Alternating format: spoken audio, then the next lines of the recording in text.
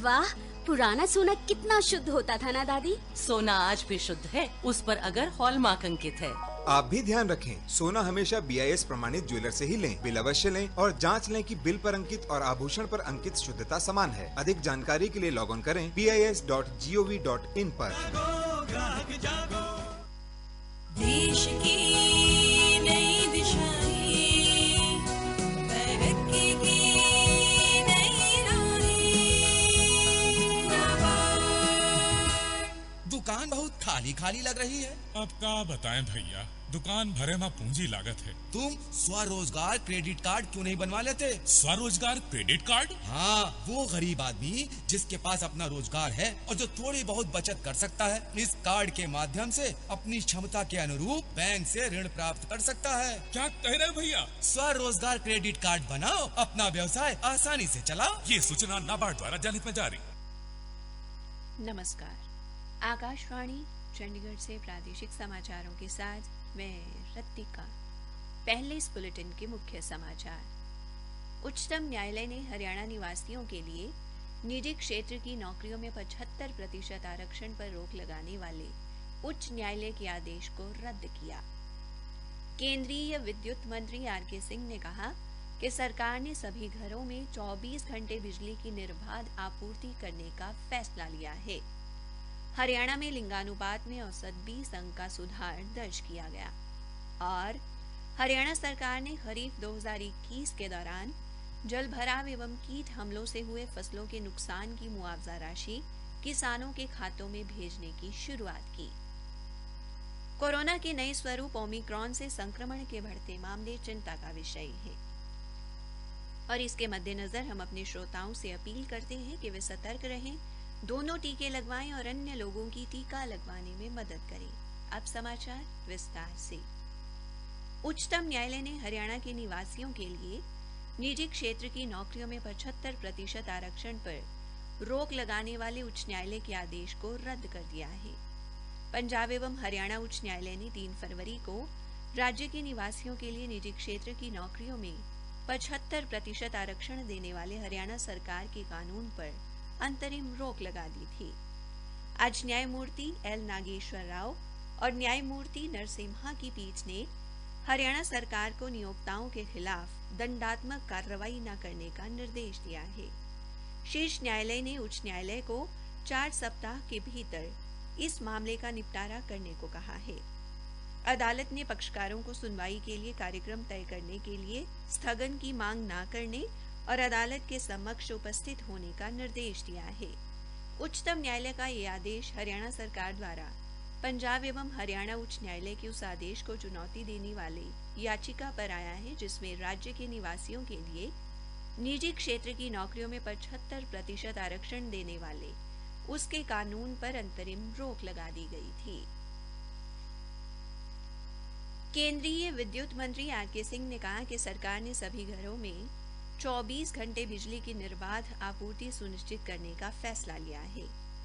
उन्होंने कहा कि पिछले 7 वर्षों में भारत ने अपनी संस्थापित क्षमता बढ़ाकर 3,95,000 मेगावाट की है, जबकि अधिकतम मांग 2 लाख मेगावाट है। आज नई दिल्ली में अपने मंत्रालय द्वारा आयोजित एक कार्यक्रम में विद्युत मंत्री ने कहा कि भारत में अब एक एकीकृत राष्ट्रीय ग्रिड है।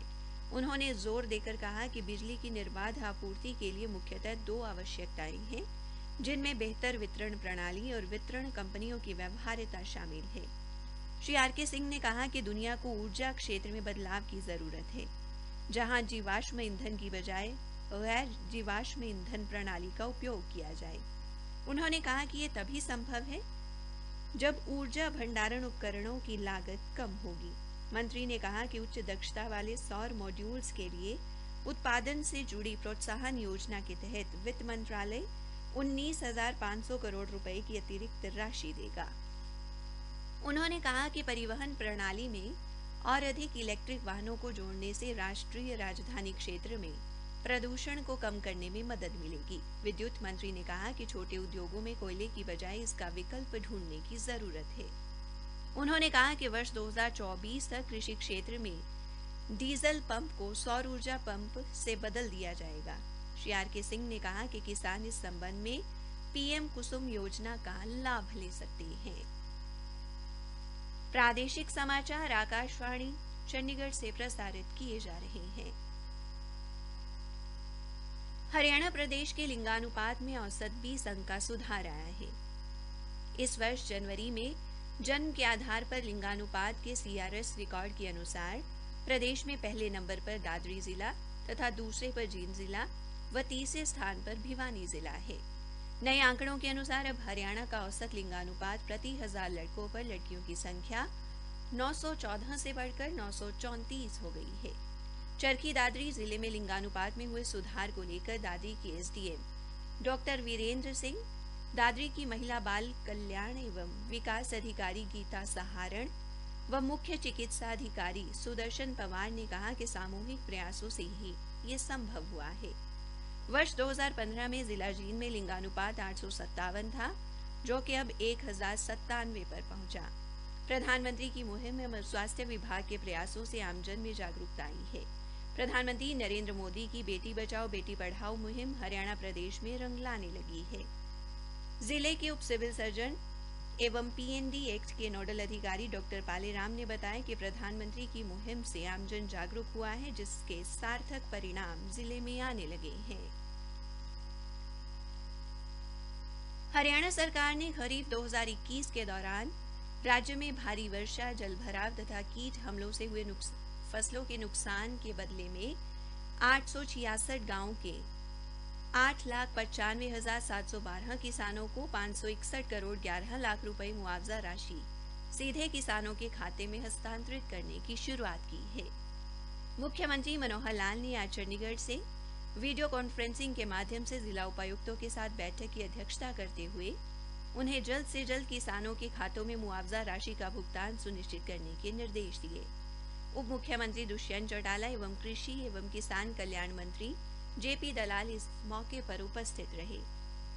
श्री मनोहर लाल ने निर्देश दिए कि 11 दिनों के भीतर यानी 28 फरवरी तक मुआवजा वितरण की प्रक्रिया को पूरा किया जाए। उन्होंने उपायुक्तों को रबी 2022 के दौरान फसलों को हुए नुकसान के आकलन के लिए वर्तमान में चल रही गिरदावरी को भी जल्द पूरा करने के निर्देश दिए। बल्लभगढ़ के एकमात्र कल्पना चावला सिटी पार्क में आज सुबह अवैध कब्जा हटा दिया गया। हरियाणा के मुख्यमंत्री के आदेश पर नगर निगम फरीदाबाद के तोड़फोड़ दस्ते ने वहां बनी अवैध 4 दीवारी को ध्वस्त कर दिया। काबिले गौर है कि हरियाणा के परिवहन मंत्री मूलचंद शर्मा ने मुख्यमंत्री मनोहर लाल को बल्लभगढ़ सिटी पार्क में कब्जे की जानकारी दी थी। इसके बाद मुख्यमंत्री ने इस मामले पर कड़ा संज्ञान लेते हुए फरीदाबाद मंडल आयुक्त संजय जून को रात तक ही समस्त रिपोर्ट पेश करने के आदेश दिए थे। हरियाणा में आज 1900 स्थानों पर लगभग 67,000 लोगों को कोविड रोधी टीका लगाया गया, जिनमें 18 वर्ष से अधिक आयु के 42,000 व्यक्ति और 15 से 17 वर्ष आयु वर्ग के लगभग 25,000 बच्चे शामिल हैं। डिस्कस थ्रो में अंडर 16 के राष्ट्रीय खिलाड़ी जतिन ढाका की कलानौर के नजदीक उनकी कार की सामने से आ रही तेज रफ्तार कार से टक्कर होने से मौत हो गई। वो अपने भाई व दोस्तों के साथ एक शादी समारोह में शिरकत करने के बाद घर लौट रहा था। हमारे संवाददाता ने बताया कि टक्कर मारने वाली कार का चालक मौके से कार लेकर फरार हो गया। हरियाणा के मुख्य निर्वाचन अधिकारी अनुराग अग्रवाल ने कहा कि भारत के निर्वाचन आयोग ने राष्ट्रीय मतदाता दिवस के अवसर पर मेरा वोट मेरा भविष्य एक वोट की शक्ति विषय पर एक राष्ट्रीय मतदाता जागरूकता प्रतियोगिता शुरू की है, ताकि प्रतिभागियों की रचनात्मक अभिव्यक्ति के माध्यम से हर वोट के महत्व पर प्रकाश डाला जा सके।